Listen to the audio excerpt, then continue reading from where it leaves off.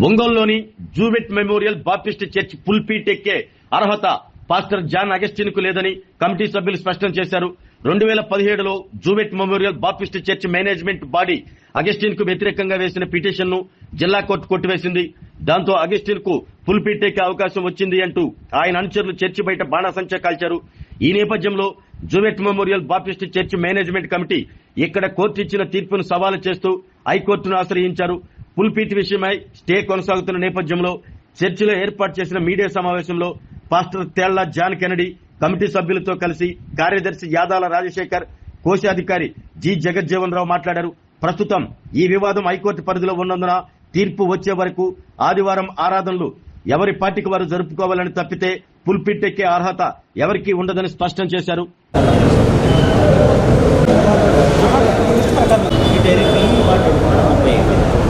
అప్పటి నుంచి డిఫంక్ట్ కాకుండా నేటి వరకు కొనసాగుతూనే ఉన్నది, లైవ్లో ఉన్నది సంఘం. మొట్టమొదటి ఈ సంఘం అనేది లైవ్లో ఉంది, ఎప్పుడు కూడా ఎన్నడూ డిఫంక్ట్ కాలేదో ఒకటి. రెండవది ఏంటంటే దీనికి ట్రస్టీ మేనేజ్మెంట్ కమిటీ ఉన్నది, చట్టం ఉన్నది, చట్ట ప్రకారం మేనేజ్మెంట్ కమిటీ ఉన్నది. నెంబర్ 3, 1985 సెప్టెంబర్ మాసంలో ఈయన మద్రాసులో కాపరిగా ఉన్నాడు రెవరెండ్ టీజీ అగస్టిన్ గారు. 85 సంవత్సరం సెప్టెంబర్ మాసం దాకా ఆయన కాపరిగా ఉన్నాడు అక్కడ. ఆయనకు స్టాండింగ్ కమిటీ వాళ్ళు చైల్డ్ మెసేజెస్ ఇచ్చి చట్టానికి ప్రకారం అయితే జరిగింది. అంటే మీకు బైలా కూడా ఇస్తాను, ఇవన్నీ కూడా మీరు మీడియాలో చూసుకోవాలి. బైలా ప్రకారం కమిటీని వేసి సర్చ్ కమిటీ ద్వారా స్టాండింగ్ కమిటీకి తెచ్చి స్టాండింగ్ కమిటీ 2/3 మెజారిటీ తోటి జనరల్ బాడీకి తీసుకెళ్ళి జనరల్ బాడీ 2/3 మెజారిటీ తోటి ఆయన కాపరిగా చేస్తూ ఆనాడు స్టాండింగ్ కమిటీ సెక్రటరీ కొప్పోలు జయశ్రాజ్ గారు ఇచ్చినటువంటి లెటర్ ఇది చూడండి, దయచేసి ఒకసారి తీయండి. ఇందులో at the same time I was the member of the JMD church. నేను స్టాండింగ్ కమిటీ సభ్యులుగా ఉన్నాను 85. చూడండి ఒకసారి కాదు, 85లో నేను కూడా కొప్పోలు జయశ్రాజ్ గారు ఇచ్చినటువంటి ఆర్డర్ ప్రకారం నేను స్టాండింగ్ కమిటీ మెంబర్ని. అంటే ట్రస్టీ అంటే మేనేజ్మెంట్ అనేది స్టాండింగ్ కమిటీ అనేది అక్కడ స్పష్టంగా తెలియజేయబడుతుంది. నెంబర్ 1. నెంబర్ 2 ఏంటంటే ఏ వ్యక్తి అయినా సరే ఏమి చెయ్యాలన్నా మేనేజ్మెంట్కి అతీతంగా చేయడానికి లేదో అతను వేతన ఉద్యోగి. మిగతా అన్ని కూడా చూపిస్తాను వరుసగా. రెండవది ఏంటంటే ఈయనను కొంతకాలం తర్వాత కొన్ని అభియోగాల వల్ల తొలగించడం జరిగింది. ఆ తర్వాత కోర్టుకు వెళ్ళడం జరిగింది. ఆ కోర్టు పేపర్స్ కూడా ఉన్నాయి. ఇక్కడ హైకోర్టులో 2 సార్లు is not eligible for the pulpit on Sundays. ఆదివారం పుల్పీట్ ఎక్కకూడదు, బోధించకూడదని హైకోర్టు రఘునందన్ రావు నరసింహారెడ్డి గారు హైకోర్టు జడ్జి వాళ్ళు ఇచ్చిన ఆర్డర్లు అవి కూడా ఉన్నాయి, మనకు అందరికీ తెలుసు. అందువల్లే అతను ఇంతకాలం రాలా, చెయ్యకూడదని 2 ఆర్డర్ది ఈ దుర్గాప్రసాద్ గారు ఇచ్చింది. ఆ తర్వాత కాలంలో జయకుమారి అనే ఒక ఆమె సెక్రటరీ అయింది. అంటే వరుస క్రమంలో సెక్రటరీస్ దిగుతుంటారు, ఎక్కుతుంటారు, రొటీన్ కదా ఇది, రాబర్ట్ రూలు రాజ్యసభ సిస్టమ్. ఆమె ఎక్కిన తర్వాత సెక్రటరీగా ఆమె ఒక తీర్మానం తీసుకొని ఈయన్ని పార్షగా అపాయింట్ చేసింది. ఎట్లా రీఅపాయింట్మెంట్ అనే పేరుతోటి ఆయన అపాయింట్ చేస్తూ ఒక సర్టిఫికేట్ ఇచ్చింది. ఏమని ఇచ్చిందంటే ఈయన పాస్టర్ వరకే పరిమితం. చూడండి, ఇది ఫోటో తీసుకోవాలి, ఇవన్నీ ప్రెస్కి పోవాలా. ఏదో డూపు చేస్తే కుదరదు. జనాల్ని 10 మందిని తీసుకొచ్చి యుద్ధం చేయాలనుకుంటే అది కుదిరే పని కాదు. రిటర్న్గా ఉంది ఆర్డర్, ఇది కోర్టులో కూడా ఉంది, ఇక్కడ డిస్ట్రిక్ట్ కోర్టులో కూడా ఉంది. ఆయన కాపరిగా ఉన్నాడు, రీఅపాయింట్మెంట్ అని ఇచ్చింది. దాని మీద ఆనాటి స్టాండింగ్ కమిటీ కోర్టుకు వెళ్ళింది. డిస్ట్రిక్ట్ కోర్టుకి. డిస్ట్రిక్ట్ కోర్టులో పిటిషన్ వేశారు. Padma Joshi standing committee member, Manohar Kumar standing committee member, and Kerala Krupadanam గారు సండే స్కూల్ సూపరింటెండెంట్, తర్వాత standing committee member Alvin Joseph గారు, ఇంకొక అతను 5 కలిసి ఒక పిటిషన్ వేయడం జరిగింది. ఆ పిటిషన్ 17 నుంచి కొనసాగుతుంది. పిటిషన్ అది లేని ఇన్ఫర్మేషన్ లేకుండానే అది జరుగుతుంది. ఆ తర్వాత ఇది చూడొచ్చు, ఆయనకి ఇచ్చిన ఆర్డర్ జయకుమారి. ఇప్పుడు జయకుమారి ఆర్డర్ మీద ఆయన తెచ్చుకున్నాను అన్నాడు. చూడొచ్చు, ఒకసారి చూసుకోండి. అంటే వాళ్ళు ఫోటో తీసుకుంటే మంచిది కదా. అవన్నీ ఏమి లేకుండా ఒట్టి మాటలు చెప్పుకుంటే కుదరదు. తర్వాత ఇప్పుడు మేనేజ్మెంట్ బాడీ అనేది మేనేజ్మెంటు ఉన్నది అని కోర్టు, జిల్లా కోర్టు చెప్పింది, హైకోర్టు చెప్పింది. ఎట్టంటే జిల్లా కోర్టులో SROP 5 ఫైల్ చేయబడ్డది. అది SROP 5. ఈ SROP 5లో నేను సెక్రటరీగా, పద్మా జోషి చైర్మన్ ఉన్నారు కనుక మా మీద SROP 5 నుంచి ఒక ఆర్డర్ తెచ్చాను. నేను సెక్రటరీగా 2 పోస్టులకి నోటిఫికేషన్ ఇచ్చాను. 2 పోస్టులు ఖాళీ అవుతాయి స్టాండింగ్ కమిటీ, వాటిని ఫిల్ చేయాలని నోటిఫికేషన్ ఇచ్చినప్పుడు ఈ నోటిఫికేషన్ మీద ఒక అతను కోర్టుకు వెళ్ళడం జరిగింది.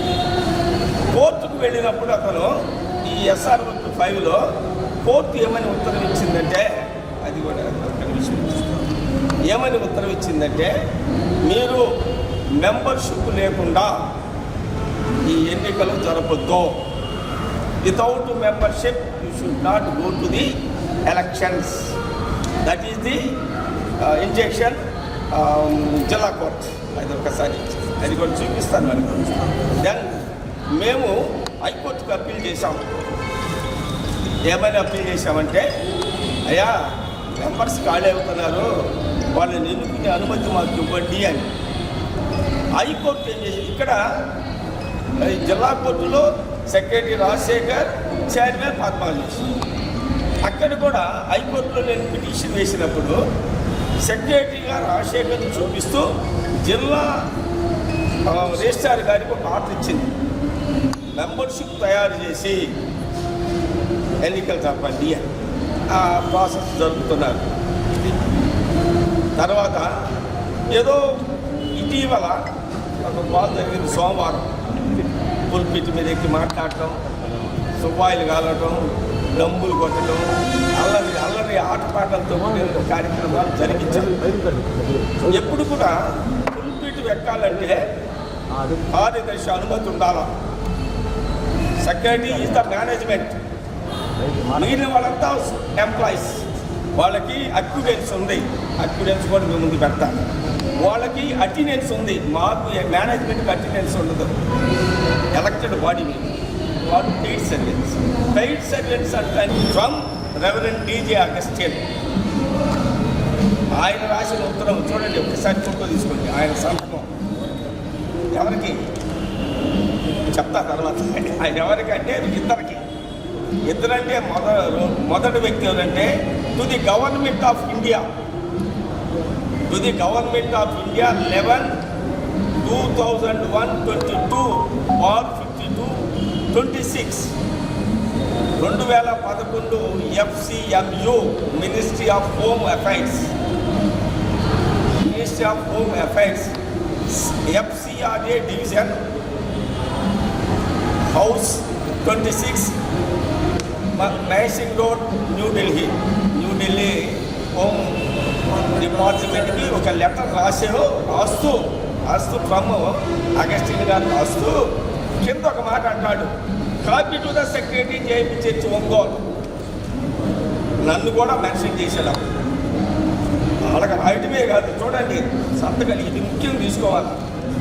దీని మీద ఇంకా క్రిమినల్గా పోయి చాలా ఉన్నాయి. ఇది అన్నీ కూడా చెప్తాను. ఇది హోమ్ అఫైర్స్కి రాసి నా copy to secretary JP church. దీని సారాంశం ఏంటంటే, the Jewish Memorial Baptist Church Ongole hereafter referred to JP Church for conversion is a body devoid registered under Society Registration Act 1860 with its newly revised constitution dated 1/1/1965. అక్కడ నుంచి revise చేసి 1965లో constitution revise అయింది. The church will function under the rule of bylaw of the said constitution in any division thereof is actionable. I was duly appointed, first. I was duly appointed as pastor of the said church more than 25 years, but on salary basis I am only a paid servant of the said church. Paid servant of the church. నేను వృత్తిరీత్యా ఉద్యోగం చేసేటువంటి వ్యక్తిని, paid servant of church. మళ్ళా కింద ఒక మాట అంటాడు,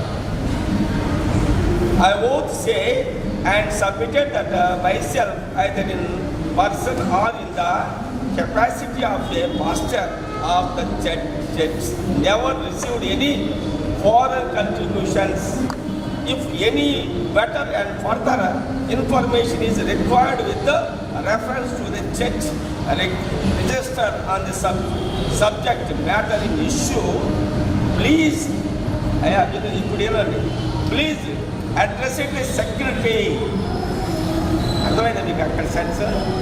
Please addressing the secretary of the said church and also the correspondence with me, as I am not concerned with such options be placed to consider.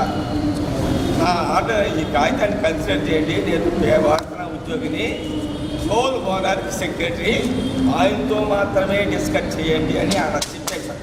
Note చేసుకోవాల్సిన point ఇది paper.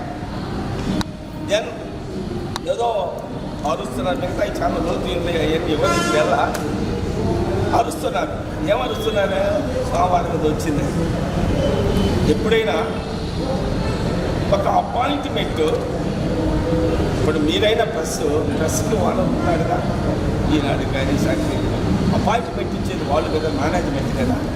Appointment ఇచ్చినప్పుడు ఏ విధంగా secretary appointment తీసుకొని ఉద్యోగం చేస్తావో, నీకు నష్టం వచ్చింది అనుకున్నప్పుడు నువ్వు కోర్టు నుంచి ఏదైనా తెచ్చుకుంటే నువ్వు ఎక్కడికి రావాలా? టూ ప్రాపర్ ఛానల్ మేనేజ్మెంట్ దగ్గరికి రావాలా. వితౌట్ మేనేజ్మెంట్ కాన్ సే ఎనీథింగ్. మేనేజ్మెంట్ అనేది లేకపోతే నువ్వేం చేయలేవు. మేనేజ్మెంట్ దగ్గరికి రావాలా? వచ్చానా? నో, డైరెక్ట్గా వచ్చి ఫుల్ పిటెక్ట్ మాట్లాడి ఫుల్ పిటెక్ట్ యువర్ పెయిడ్ సర్వెంట్. నువ్వు పెయిడ్ సర్వెంట్. నీకేమని ఇచ్చారు? పిటిషన్ రద్దు చేశారని ఇచ్చారే కానీ నీకేమన్నా వేరే ఆర్డర్స్ ఏమైనా వస్తే ఉన్నాయా? హైకోర్టు ఎగ్జిక్యూటివ్ ఆర్డర్ ఏమైనా ఇచ్చారా? ఏమైనా కలిపి దెన్ హైకోర్టు ఏమైనా నువ్వు ఫ్యాస్ట్ చేసిందా? 2 పిటిషన్లు ఉన్నాయి కదా చెప్పొద్దని. ఇది ఫ్యాస్ట్ చేయలేదు.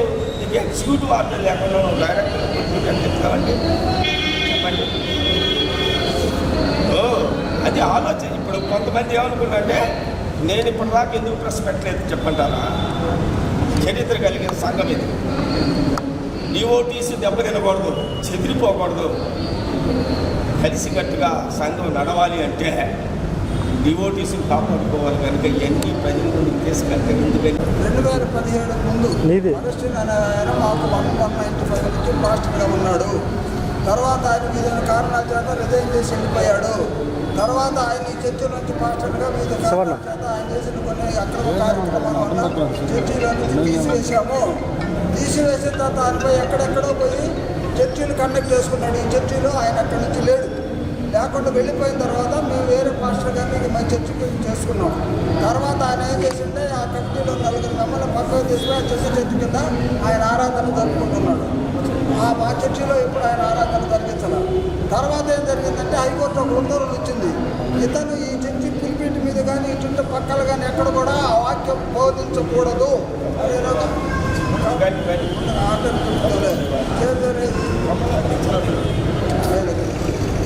ఒక ఆర్డర్ పాస్ చేసిన దానికి అప్పటి నుంచి ఆయన రాకుండా ఏమేమి కాలేజీలో ఎక్కడెక్కడో ఎల్పీ హోమ్లో ఏడాది పెట్టుకొని బతుకుతున్నాడు. హైకోర్టు ఆర్డర్లు కూడా నరసింహారెడ్డి గారు తెచ్చి ఏమిచ్చారంటే నువ్వు ఇక్కడ ప్రసంగాలు చేయడానికి చల్లవు, నీకేదో పోదించడానికి కోసం నీకు మిగతా కార్యక్రమం అంటే సమాధులు చేసుకోవడం, పెళ్లిళ్ళు చేసుకోవడం కార్యక్రమాలకే నీకు పర్మిషన్ ఉంది, వాక్యం బోధించడానికి లేదు. నువ్వు కానీ వాక్యం బోధిస్తే భక్తుల యొక్క మనోభావాలు దెబ్బతింటాయని చెప్పి సిట్ ఆపించింది. అక్కడి నుంచి ఈ చర్చలో లేడు ఆయన నరసింహారెడ్డి గారు. తర్వాత వచ్చినట్టు దుర్గా ప్రసాద్ గారు చర్చి నాలుస్తున్నారు. నవ్వు ఆ తర్వాత ఆయన ఏం చేశాడంటే అప్పుడున్నటువంటి సెక్రటరీ, ఈ సంఘం సెక్రటరీ జయకుమార్ గారి పేరు మీద ఒక ఫేక్ ఆర్డర్ తెచ్చుకున్నాడు. 2 రకాల ఆర్డర్లు తెచ్చుకున్నాడు. ఏంటంటే ఆయన చాలా మహాభక్తుడు, ఆయన సంఘమంతా ప్రేమిస్తుంది కాబట్టి ఆయనకి మేము అపాయింట్మెంట్ ఆర్డర్ ఇస్తున్నామని సంఘ చట్టానికి వ్యతిరేకంగా ఒక ఆర్డర్ ఇచ్చింది. ఈ అపాయింట్మెంట్ అనేది మా సంఘ కాన్స్టిట్యూషన్ ప్రకారం లేదు. ఎవరైనా రెగ్యులర్గా అక్కడ ఉన్న సిస్టమ్ ప్రకారము అపాయింట్ కావాలా. ఆ వేగ్ ఆర్డర్ పెట్టుకొని వచ్చి ఆయన ఇక్కడ ప్రవర్తించినప్పుడు మేము మా కమిటీ ఆథరైజ్డ్ కమిటీ ఏం చేసింది దాని మీద కోర్టులో వేసాం. కోర్టులో వేసినప్పుడు 6/17 కింద మొన్న ఆర్డర్ డెలివరీ చేయబడింది. ఏమని డెలివరీ చేయబడిందంటే ఆయన రీఅపాయింట్మెంట్ ఆర్డర్ అనేది చెల్లుబాటు అవుద్ది. అప్పటికే ఆయనకి 74 సంవత్సరాల వయసు, ఇప్పుడు 83 సంవత్సరాలు. 70 సంవత్సరాలు దాటిన వాడు ఎవడు కూడా ఈ చర్చిలో పాస్టర్గా పనిచేయడానికి అవకాశం ఈ యొక్క రిజిస్టర్డ్ 3/16 రిజిస్ట్రేషన్ ప్రకారం అర్హులు కారు. ఆయన ఏజ్ బార్ ఇప్పుడు 83 సంవత్సరాలు. ఆయనకి అసలు గొంతు కాళ్ళు చేతులు బాగున్నాయో కూడా మాకు తెలియవు. ఈ ఆర్డర్లన్నీ తీసుకొచ్చాడు ఆయన. దాంట్లో ఎక్కడ కూడా ఈయన మళ్ళీ పాస్టర్గా చర్చికి పోయి ప్రసంగం చేయాలని కానీ ఈ చర్చిలో పనిచేయకుండా ఎలాంటి ఎగ్జిక్యూటివ్ ఆర్డర్స్ అనేది లేవు. వాస్తవం ఏంటంటే ఎవరైనా ఒక ఉద్యోగి, ఇందాక మీరు చూశారు ఆయన నేను ఉద్యోగినేమా అని నేను చర్చితో నాకు సంబంధం లేదు, I'm only paid employee. Paid employee has no rights to enter into the administration of the church. Administration is lies with only standing of the church. Church యొక్క స్టాండింగ్ ఉంటే పర్మిషన్ లేదు, ఎక్కడ కూడా పని కూడా చేయడానికి లేదు. మా సెక్షన్స్ అయితే కానీ వర్కర్స్ అయితే కానీ లోపలికి రావాల్సి లేదు. దానికి దేనికి ప్రొహిబిషన్, ఎందుకంటే ఇది చట్ట ప్రకారం ఏర్పాటు చేయబడి చర్చి. కానీ ఆయన ఒక ఆర్డర్ వేగ్ కాదు, హైకోర్టు వారు ఇచ్చిన ఆర్డర్ని మేము ఓకే చేస్తాం. ఎప్పుడు సబ్జెక్ట్ టు అదర్ కండిషన్స్. ఆయన రావాలంటే కమిటీ దగ్గరికి రావాలా, అయ్యా నాకు ఈ ఆర్డర్ ఇచ్చింది కోర్టు, దాని ప్రకారం నేను మాకు చేసుకుంటాను, నాకు అవకాశం నేను అడగాలి. అడిగినప్పుడు మేమేం చేస్తాము, వాటిని పరిశీలిస్తాము. ఎందుకు ఎలిజిబిలిటీ ఉందా, 74 ఏళ్ళు 83 ఏళ్ళు వచ్చి ప్రజలు ఉందా, చట్టం మళ్ళీ చేసి కమిటీ కూర్చొని తీర్మానించి నాలుగు చేయాలని చేయాలి.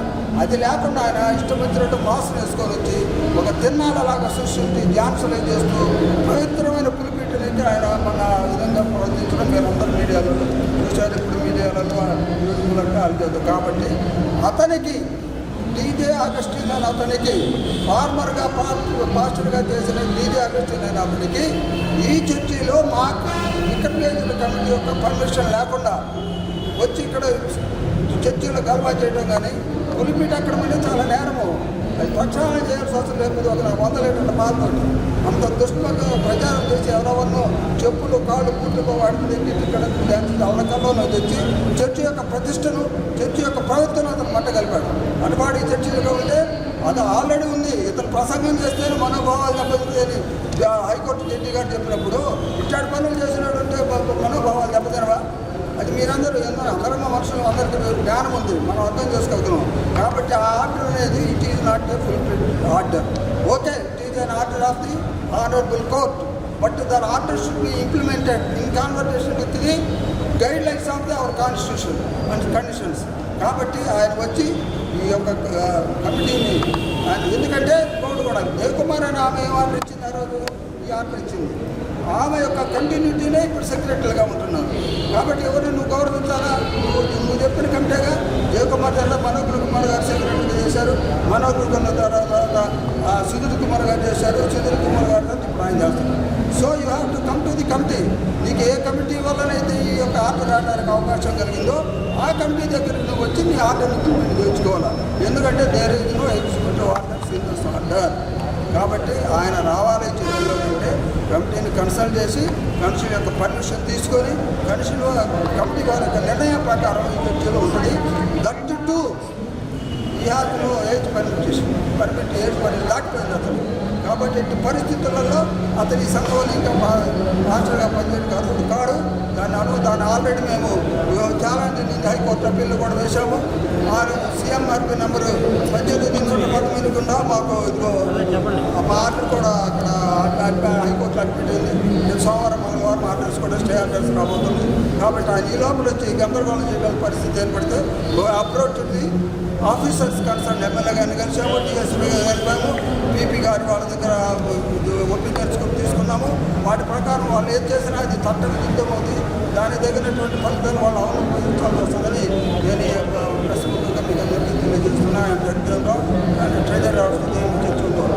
ఆరోగ్యమే మహాభాగ్యం అంటారు, కానీ ఆరోగ్యాన్ని నమ్మకంగా కాపాడే స్థానం ఎక్కడ? ఇది ఒంగోలులో మీకు దగ్గరగా మన Venkataramana nursing home private limited. Caring your life 54 ఏళ్ల విశ్వాసంతో ఇది ఒక హాస్పిటల్ కాదు, ఇది ఒక విశ్వాసం. 3 తరాలుగా వేలాది కుటుంబాలను ఆరోగ్యంగా నిలిపిన ఆదరణ.